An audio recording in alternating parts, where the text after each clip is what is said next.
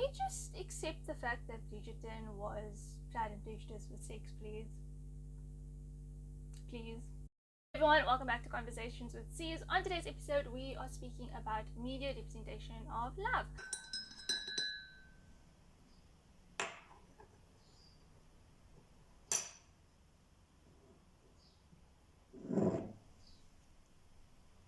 Now, Hollywood and Bollywood, I'm speaking about these two specifically because as a consumer, those are the two industries that I interact with the most and the media that I consume the most of. So these two industries have given us very one-sided narratives of love in the last, I want to say decade and century, but it's like since the beginning of time.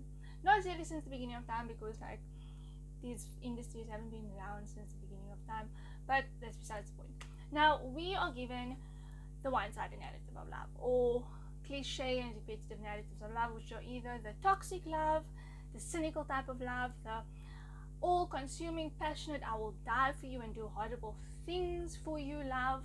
But not only is this repetitive and very one-sided, like I said, but it also impacts our well-being as individuals.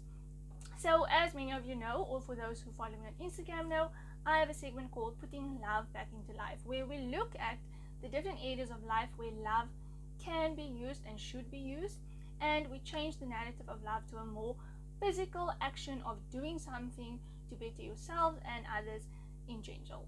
Now this is also a time where I'm going to tell everyone to please go read all about love, as well as the 40 Rules of Love.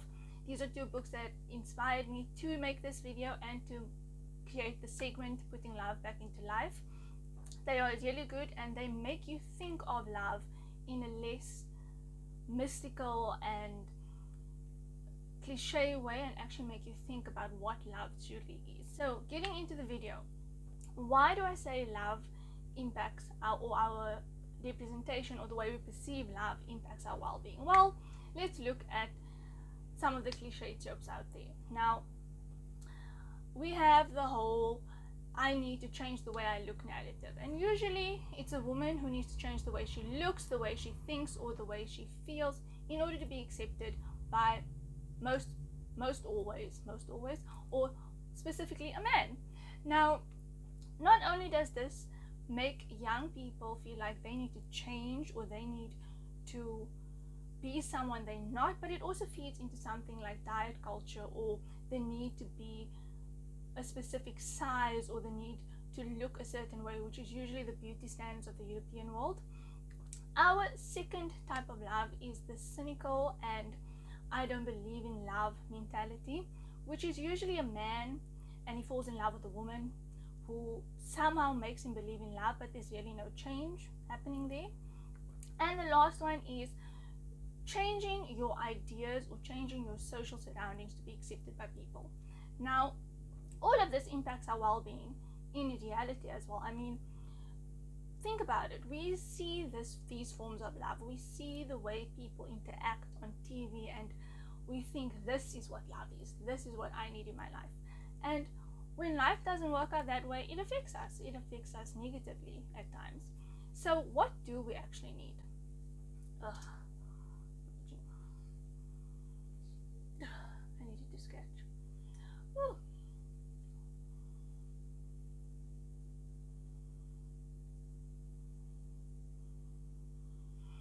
What do we actually need? So we need different narratives of love. We need to see love in community. We need to see self-love. And when I mean self-love, I don't mean self-love because someone broke your heart. I mean actually loving yourself and loving who you are and who you were and who you are going to be, without needing someone to make you happy. And most importantly, we need love, or narratives of love written in a relatable way, not just to the European standard or the Western standard of love. Because let's face it, the idea or the narrative we have of love today is a European thing. It's a European ideology that love is a mystical force that makes us do the things that we do and justifies our actions, when in reality that's not the only narrative of love. So we need relatable stories. We need stories of people that look like us, sound like us, and think like us to act on love. And why do I say this? Because when we look at movies like Eat, Pray and Love, I know it's based on a true story, or Emily in Paris. These are great, they were great stories, they were good stories, they were enjoyable, they made us feel good. But it was still that repetitive narrative of a woman, and specifically a white woman, going to find herself. And she comes from a place of privilege, and she goes out into the world and does something for herself, which is great. Go do something for yourself, love yourself, but it's still not relatable to the masses. And that's what we need. We need stories by people of color, by black women, by brown women, who come from different backgrounds, who come from different areas in the world, to show us what love is from where they come from. So that's the video today. I hope I got you thinking. I hope I got you thinking about how we perceive love and how it actually impacts our well-being. And don't forget to go read all about love, as well as the 40 rules of love. And as usual, stay safe, stay warm, stay hydrated, and stay awake. Bye. Yeah. Alright. See, it's always good to write down your notes. What's wrong with me today?